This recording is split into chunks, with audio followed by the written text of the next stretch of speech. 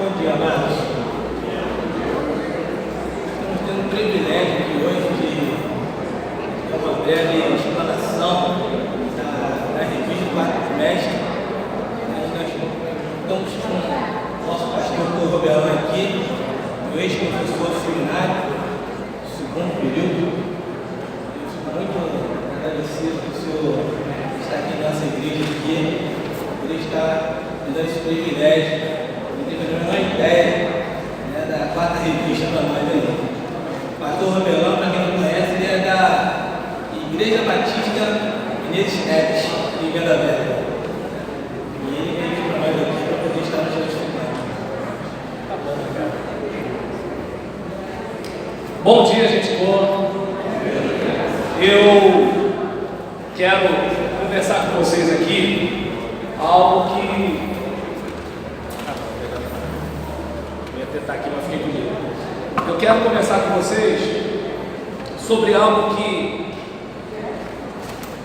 em tese, todos nós sabemos como deveria ser, mas na prática a teoria é outra. Acredito que todo mundo que está aqui, em algum momento, deve ter ficado decepcionado com a igreja, decepcionado com o pastor, decepcionado com o diácono e de repente até decepcionado consigo mesmo. Por quê? Porque quando nos evangelizaram, contaram pra gente que nós receberíamos a nova vida em Cristo. Quando fomos evangelizados, disseram para nós que nós teríamos um novo coração. Quando fomos evangelizados, nós fomos informados que faríamos parte de uma comunidade de pessoas regeneradas. E quando nós fomos caminhando na fé, nós percebemos que algumas coisas meio complicadas aconteceram. Aquilo que lá fora era fofoca, dentro da comunidade virou motivo de oração, pedido de oração. Ou de repente, aquilo que lá fora algumas pessoas viam como indireta de Facebook, a gente começou a ver dentro como uma pregação exortativa. Ou de repente, aquilo, né, que nós chamávamos lá fora de exibicionismo, virou no nosso ambiente aquela preocupação em ministrar. E aí a gente começa a perceber que o fato da gente praticar os rituais religiosos não nos torna melhores. Precisamos, mas eles não nos tornam melhores em si. Por quê? Porque o mais importante é o ser nova criatura. E o ser nova criatura tem a ver com o que Cristo fez. O ritual religioso, a prática da virtude, deve ser a consequência dessa nova vida, e não como é que eu posso dizer, em vez de ser a consequência, infelizmente, a prática da virtude ou dos rituais religiosos se tornaram como é que eu posso dizer, está me faltando aqui a palavra, mas isso passou a ser o meu esforço para conseguir. E aí nesse esforço vem a culpa, a frustração, a acusação mútua e várias coisas. E qual é o problema disso? O problema disso é que ele nos chama para a liberdade e a gente acaba vivendo uma opressão. Talvez alguém escute isso que eu estou dizendo e possa entender: então não precisa orar, não precisa mais ler a Bíblia, não precisa mais falar a verdade. Bem, se eu usar esse raciocínio, eu vou dizer também que a gente não precisa mais tomar banho, a gente não precisa mais escovar os dentes, nem precisa de comer e de dormir. A gente precisa. Só que no quesito agradar a Deus e chegar à vida eterna, aí já é outra situação. Uma coisa é eu fazer o que eu preciso fazer para o meu próprio bem. Outra coisa é eu fazer para eu me achar mais espiritual do que você, ou ter a ilusão de que eu agrado a Deus, porque eu não xingo palavrão, não jogo no bicho e não bato na minha mãe. Então a gente precisa ficar atento a isso. Aquela pessoa que está chegando na fé e tem problemas com o álcool, muitas vezes ela vai ser bastante criticada, mas é interessante que a pessoa que critica esse novo crente não para pensar que ele está há 20 anos e continua caçando defeito nos outros, falando mal dos outros. Então é importante a gente salientar que, como diz o apóstolo Paulo, em nossa carne não habita bem algum. E essa carne, essa natureza, não vamos confundir com o corpo, né? Mas essa nossa inclinação, essa nossa natureza que está sempre querendo o que não deve, né? É como, por exemplo, eu não sei o que tem num chinelo que faz quando meu filho vê um chinelo, ele sorri, pega o chinelo e bota na boca. E aí a gente faz de tudo para esconder o chinelo dele, mas uma hora a gente se distrai. E ele olha o chinelo, ele ri, grita, a gente já sabe, está fazendo alguma besteira. Quando a gente vai ver, ele vai para o chinelo e pega. E ele consegue sentir mais prazer, não pegando a parte que a gente calça o pé, mas pegando a parte que toca o chão para botar na boca. Então, eu olho para a situação e eu lembro muito da gente. A nossa inclinação para fazer coisa que prejudica a gente. No caso dele ainda tem o quesito da ignorância. E no nosso que não tem ignorância? A gente sabe que não deve dar calote nos outros. A gente sabe que não deve dar aquela olhadinha para o sexo oposto ou para o mesmo sexo, mas geralmente o pecado que a gente confessa é mais o do sexo oposto, né? Ninguém né? A gente não dá o testemunho que deu uma olhadinha, mas, né? E aí nesse caso, a gente sabe que não deve fazer. A gente sabe um monte de coisa, mas a questão não é o que a gente sabe. A questão é a gente ter condições. E qual é o problema? Aquela pessoa que consegue, muitas vezes ela não consegue ser humilde por ter conseguido, mesmo tendo conseguido.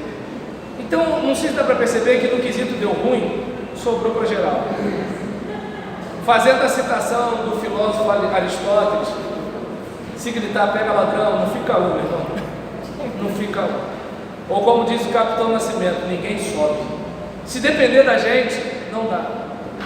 Mas agora, se a gente confiar na graça de Deus, e é claro, continuar nas práticas, tanto dos rituais quanto das virtudes, mas não assim, eu vou fazer para ser filho do meu pai.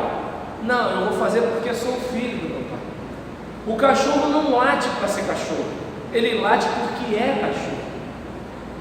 O meu filho, ele não precisa fazer alguma coisa para ser amado por mim, ele é amado por mim porque ele é meu filho. E infelizmente a gente quer pegar essa mísera moeda de boas obras para ganhar o presente da vida eterna. Quando que a gente deveria praticar as boas obras? Sim, mas por gratidão, honra. Deus me aceitou. O que deve me fazer perdoar o pastor Fábio não é porque se eu não perdoar eu perco a minha salvação. Não quero discutir isso, mas se eu pensar o que pode me fazer perder a salvação, eu fico maluco. Então eu prefiro nem pensar nesse aspecto. Aí eu não vou perdoar o pastor Fábio para não perder a salvação. Eu vou perdoar o pastor Fábio porque, comparado às ofensas que eu faço a Deus diariamente, a ofensa que ele me fez é muito pequena. E se Deus, que é totalmente puro e santo, totalmente transcendente em relação a mim, faz isso por mim, quem sou eu para não fazer isso pelo próximo? Olha como é que ficou diferente. Eu não vou acessar um site pornográfico, não é porque eu estou com medo de sair um demônio debaixo da minha cama ou de dentro do meu guarda-roupa. Eu não vou deixar de fazer isso porque eu sou um pastor. Eu vou deixar de fazer isso porque isso daí não vai ser bom para a minha saúde emocional, não vai ser bom para a minha saúde psíquica. Eu vou olhar para as pessoas como se elas fossem objetos. Eu vou comparar uma pessoa que vive do corpo e que cuida do corpo com uma mulher comum que levanta cedo, cuida de filho, estuda, trabalha, toma conta de mãe, toma conta de pai, trabalha na igreja, aquela coisa todinha. Entende? Eu não sei se dá para perceber que o motivo de eu evitar pecar é porque eu não sou burro. Não é por causa da salvação. A salvação já foi conquistada. Só que o pecado vai me trazer problemas. Talvez hoje não, mas amanhã eu vou desgraçar a minha vida, a vida de outras pessoas. Então eu preciso sempre evitar, mas não porque Deus vai me amar mais, ou porque Deus vai me amar menos, porque Deus demonstra o seu amor por nós. Cristo morreu em nosso favor quando ainda éramos pecadores. Deus não esperou o maconheiro parar de fumar maconha para amá-lo. Deus não esperou a irmã parar, de raspar sovaco para amá-lo. Deus, Ele ama as pessoas e ponto. O resto é a gente que constrói. Mas, dada toda essa digressão, perdão, é até 11h30 ou 11 horas? 10h30? 11h30? Pastor. Ah não, 10h30. 10h30 foi... Você vai aplicar a lição. Tá legal. E aí, a primeira lição, eu tive um pouco de dificuldade, porque eu fiz o seguinte: antes de preparar, de mandar a lição para a convenção, eu procurei pessoas críticas. Aí alguns amigos falaram assim: ô Julião, por que você não mandou para mim? Eu falei: porque você não preencheu o perfil, Aí assim, tinha gente crítica que eu pedia e me respondia, mas tinha gente crítica que eu pedia e falava que estava muito ocupado e não podia me ajudar. Ou seja, vai me criticar depois da publicação, mas tudo bem. E aí nesse caso, eu fui captando todos os críticos que eu podia, para fazer algumas avaliações antes de ir para os revisores. Depois dos revisores, eu ajustei mais algumas coisas, porque esse trabalho não é apenas um trabalho meu, é um trabalho da denominação, então passa por alguns processos. E aí, semana passada agora, eu tive 2 encontros, um na segunda e um na quinta, com o redator e o diretor executivo, para a gente fazer mais alguns apontamentos, e me fizeram a promessa de que não vão me chamar mais. Aí, vamos para a primeira lição. Meus alunos me conhecem e dá para justificar, gente? E aí, em relação a isso, não, tá certo. Hoje no grupo de WhatsApp eu precisei dar uma resposta um pouquinho mais deselegante, porque eu estava falando com uma ovelha minha dentro do grupo, que em Samuel está escrito que Samuel era vidente. Claro que a gente tem várias compreensões, mas o texto diz e a gente não pode negar. Vamos pesquisar, vamos estudar e vamos tal, mas não vamos defender a Bíblia dela mesma. A Bíblia realmente diz. E aí teve uma discussão. E muitas vezes esse meu desejo de querer refletir sobre o que o texto diz vai me trazer algumas dificuldades. Por quê? Porque às vezes tem aquela coisa do eu aprendi assim, sempre foi assim. Só que a gente precisa sair da infância para poder ser maduro e refletir sobre alguns assuntos, porque muitas vezes o nosso medo é um medo de quem não tem consciência de quem é e do que crê.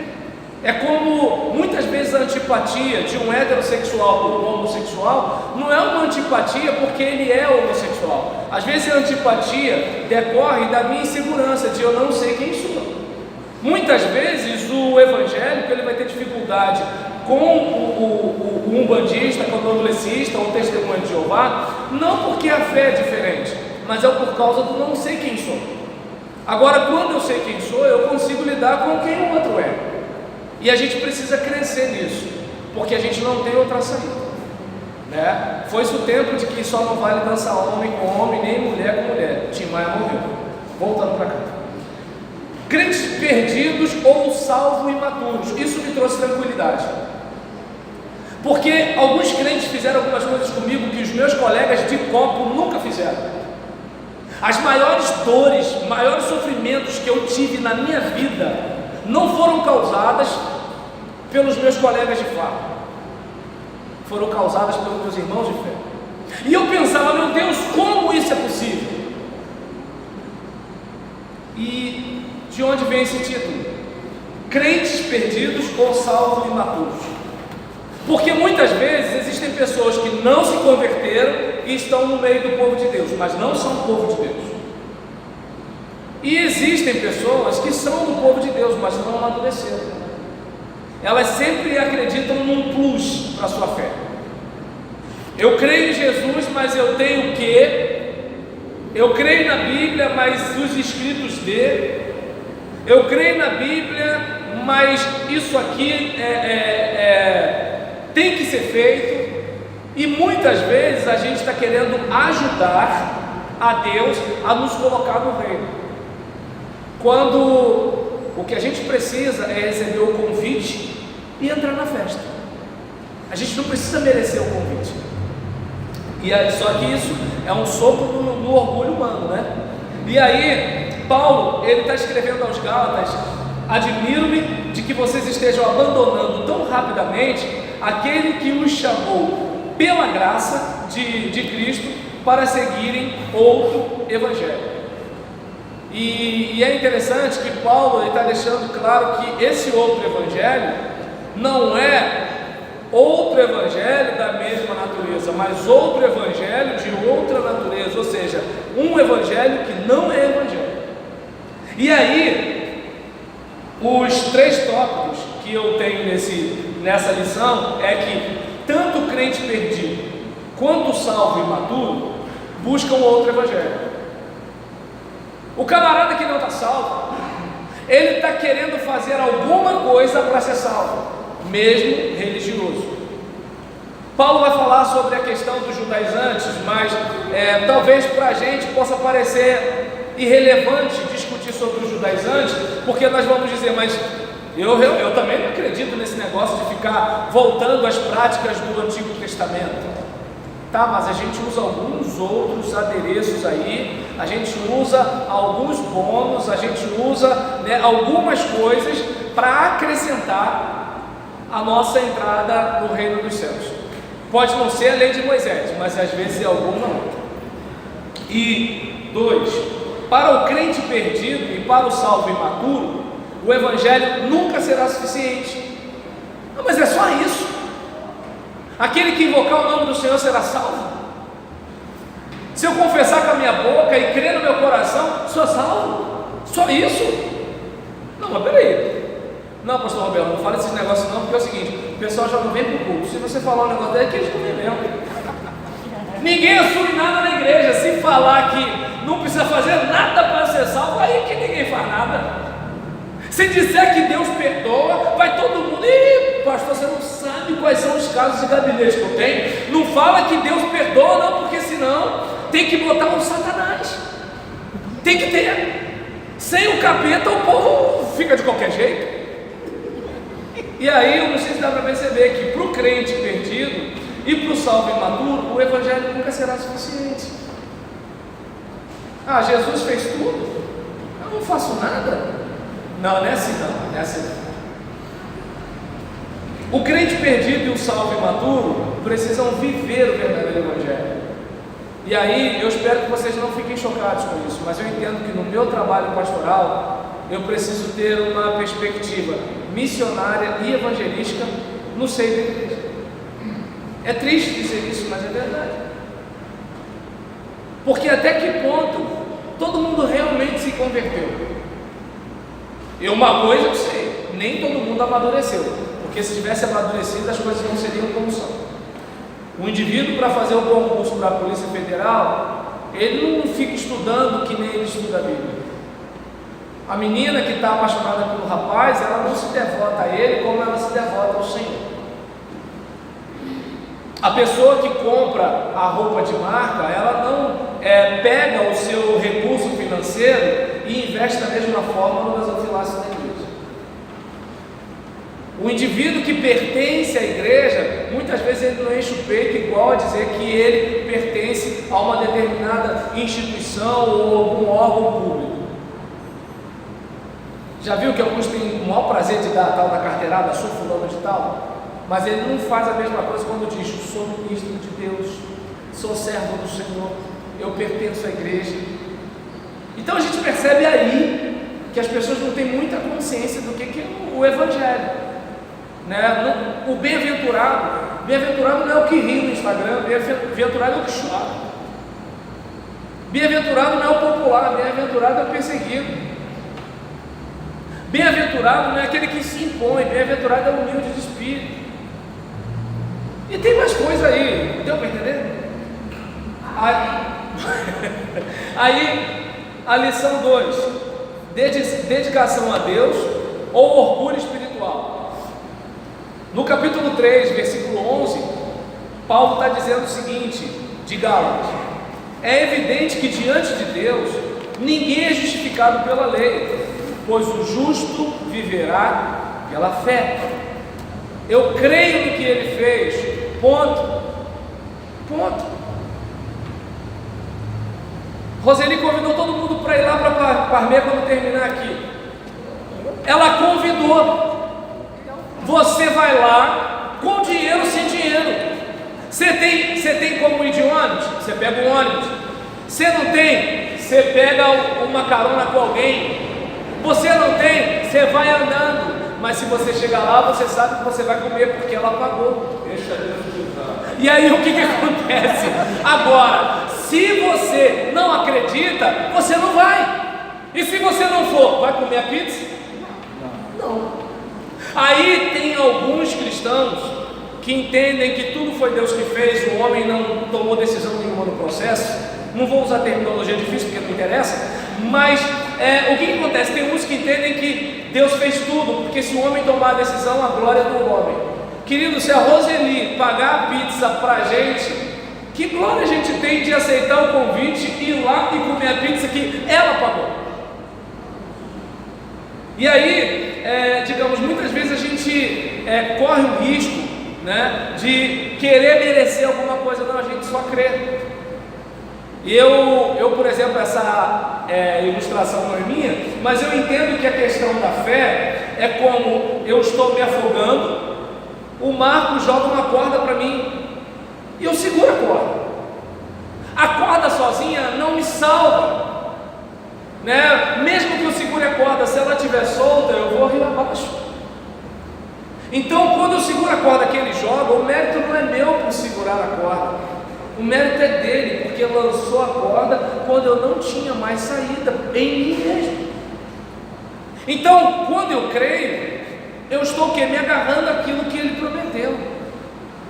Eu não acredito na voz do GPS, vire à direita. Eu nunca vi essa dona. Eu não sei onde ela mora, não sei se está viva, se está morta, eu não sei. Mas eu ouço e viro. E aí, a não ser quando é aqui em São João, porque aqui em São João eu sei onde é o quê, né? Outro dia estou eu saindo de casa de bicicleta, né? Porque o meu carro estava na manutenção, estava vindo para cá para o seminário, e aí nisso o GPS falou, entra na rua tal. Aí, porque de bicicleta eu ia pegar aquela rua, ia pegar uma reta, né? Numa comunidade que vem de lá do Gramacho até São João, né? E aí nisso eu ia pegar a reta, mas quando ele falou o nome da rua, eu falei, epa, esse não é, né? Então, mas tirando isso daí, eu sempre acredito. Por exemplo, nós acreditamos que esse teto não vai cair enquanto eu estou falando, senão você estaria preocupado. Nós acreditamos que um avião não vai cair aqui. Nós acreditamos, né, que num monte de coisa. Agora, quando chega na questão de acreditar que Jesus é poderoso para salvar, aí muitas vezes há uma série de discussões, né? Então, o justo vai viver da fé, ele confia no que Jesus fez. E aí, são 2 pontos agora, né? Quebrando a tradição do Batista, né, dos 3 pontos. O cristão dedicado admite que não existem mocinhos na igreja, inclusive ele. Lá na igreja, quando um irmão vem falar alguma coisa do outro, eu canto um corinho. Toma conta da sua vida, toma conta da sua vida. Por que acontece? A energia que eu gasto tomando conta da sua vida não melhora nem a sua nem a minha. Mas se eu tomar conta da minha vida, eu melhoro e talvez ajude você a melhorar com o meu exemplo, a inspiração que eu vou causar em você, ou o constrangimento que eu vou causar em você. E aí o que acontece? Muitas vezes a gente tem aquela ideia de que existem mocinhos. Eu por exemplo, estou acompanhando aí os crentes brigando por causa de eleição. Gente, eu acho isso tão engraçado, porque eu entendo que essa briga por causa de candidato lembra muito a briga de jogo de futebol.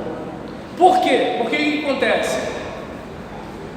Eu estava olhando na própria campanha política, né, do nosso candidato a governador, ex-jogador de futebol. Só na foto dele, quando ele mostra o histórico, tem vários times ali que ele defendeu.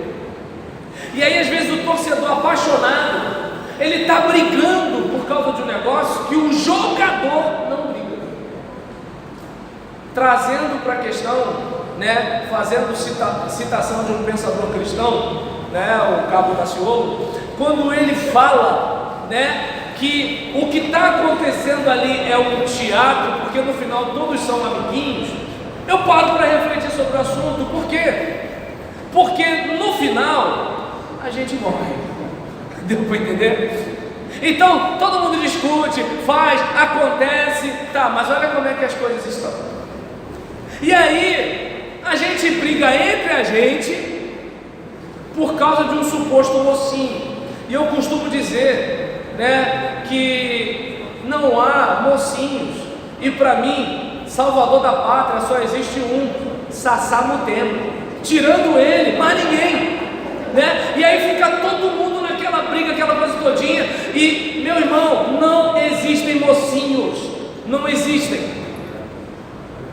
Na minha época de jovem, eu vi gente de cabelo grisalho votando para desligar jovem que transou antes do casamento. Aí depois você vai cavar, no meio daquele pessoal tem gente que está tendo caso. E aí? Não existe mocinho. Aí você vê de repente um obreiro montando uma reunião porque o pastor falou uma mentira. Vai cavar a vida desse obreiro, quando vai ver ele está envolvido com problemas financeiros na diretoria da igreja. Eu não sei se dá para perceber que todo mundo aqui deve alguma coisa. E se eu, por exemplo, de repente agora fosse um pentecostal e tivesse revelação, já pensou se eu contasse como você está pensando agora aí? Agora? Entende? Mas sou batista, o fogo é baixo, então eu tenho que estudar para ouvir a voz de Deus, né? Fazer o quê? Então, nesse caso, o cristão dedicado, ele admite que não existem mocinhos na igreja. Não existe. Uma irmã outro dia veio reclamar comigo de uma coisa que estava acontecendo lá na igreja. Eu falei: irmã, pensa o seguinte, enquanto essa igreja estiver cheia de problemas, eu não perco meu emprego. Se todo mundo for perfeito, pastor, para quê? Essa gente com defeito é só uma justificativa, viu? Vocês precisam de pastor. Está dando para entender? O dia que Jesus salvar a planta, a gente não vai ter os problemas que a gente tem na igreja. Mas ele não escuta essa minha oração, ele quer salvar gente, e gente é assim. Se às vezes vai elogiar, a pessoa entende que é crítica. Aí você não fala nada, ela diz que você não reconhece. E aí você reconhece, ela fala que você reconheceu agora, mas não reconheceu lá atrás. E aí você pede desculpa, ela diz que a desculpa é política, pro forma. Aí você então não pede desculpa nem para ter humildade para pedir desculpa. Entende? E Jesus morreu por essa gente. Deus rasgou o céu para vir aqui buscar essa gente. Um dia eu estou reclamando da igreja na minha oração, que eu aprendi a falar tudo com o chefe, entendeu? E o chefe resolve, é incrível, né? E aí nisso estou eu conversando lá, até que veio a minha frase, perdão. Pedro, tu me amas? Eu abaixei a cabeça envergonhado, porque eu vi que a única coisa que Deus queria é que eu amasse meus irmãos. Eu quero que a igreja cresça em número, mas o que Deus quer é que eu ame meus irmãos. Eu quero que a receita aumente, mas o que Deus quer é que eu ame meus irmãos. Eu quero que minha igreja seja top, todo mundo faça um monte de coisa, seja animado, vibrante e tal, mas o que Deus quer é que eu ame os meus irmãos. O mercado vai dizer que eu sou um fracassado, porque eu não consegui um monte de coisa, eu vou me sentir com a autoestima baixa, porque aí eu vou olhar na internet, o pastor Fábio tem 2 cultos, dá não sei quantos mil membros aqui e tal, e eu olho assim, meu Deus, eu aqui caminho sem cabeça de gado, oh Jesus, por que, Senhor? Aí vem logo o pensamento, eu sou melhor do que ele, eu sei isso aqui lá, eu fiz isso aqui, entende? Aí eu pergunto, em que eu sou melhor do que o irmão que está lutando contra a dependência química na igreja? A diferença é que o meu pecado não fede a cachaça. Mas já viu cada rasteira que alguns irmãos dão uns nos outros? O que alguns fazem para pegar o cargo uns dos outros? Quando o irmão vai ajudar e o outro, em vez de agradecer, fala que ele quer passar por cima, quer aparecer. Isso é a gente, irmãos. E quando eu falo assim, não lembra do outro não. Lembra? Se a gente olhar para a Bíblia como quem olha no espelho, rapaz, a gente vai dar graças a Deus pela igreja que a gente tem, porque a igreja que a gente tem tanto defeito que aceita a gente como a gente. E aí, o cristão dedicado, ele participa da vida no Espírito. Não basta orar, porque às vezes a oração é mandada. Senhor, porque aqueles que não estão ouvindo a voz do Senhor. E quem não está ouvindo a voz do Senhor? Quem não está concordando comigo. Senhor, dá sabedoria para o nosso pastor, tadinho, porque ele fala tudo errado, porque ele faz isso errado, porque ele pensa isso errado. É oração, irmãos. É oração. E o louvor? Cadê a gente para cantar no meio da semana? Cadê a gente para cantar domingo de manhã? Cadê a gente para cantar na casa da vozinha que faz o culto? Não a vozinha que dá o lanche depois do culto. Estou falando a outra vozinha, que dá o lanche a gente vai. Ou a vozinha que é mãe daquele irmão que leva a gente para casa de praia, aí a gente apoia. Ou o dia que é o meu filho que vai cantar, aí eu estou lá. Mas eu pergunto, estou fazendo para Deus ou para mim? Então não sei se dá para perceber que a vida no Espírito não é apenas a prática do ritual, mas é a motivação para essa prática. Não tem 10 pessoas aqui, mas o Cristo ressurreto está entre nós. Ele me salvou, eu mereci o inferno, e essa gente ainda é legal de estar aqui para me ouvir falar. Obrigado, Senhor. Entende? Então, muitas vezes a gente está chamando de dedicação a Deus uma coisa que é orgulho espiritual. Eu me acho. Eu costumo dizer que quem muito se acha, uma hora acaba se perdendo. A lição 3, maldades na igreja. O texto bíblico, Gálatas 5, versículo 15. Se vós, porém, vos mordeis e devorais uns aos outros, vede que não vos consumais também